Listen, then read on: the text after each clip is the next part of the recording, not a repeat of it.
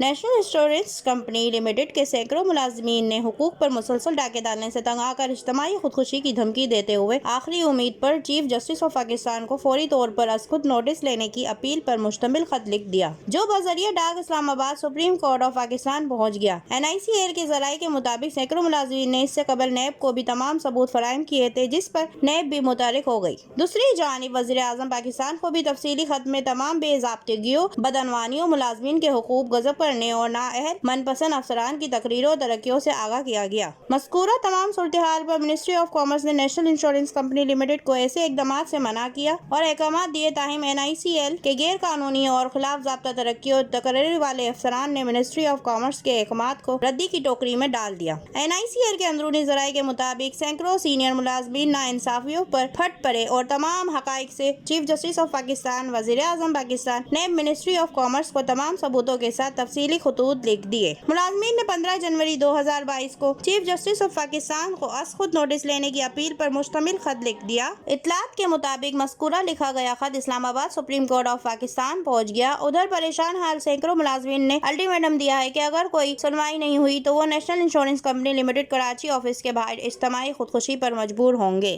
اس video کو like کریں، ہمارے چینل کو سبسکرائب کر بیل آئیکن ضرور پریس کریں ہماری نیو ویڈیو سب سے پہلے دیکھنے کے لیے۔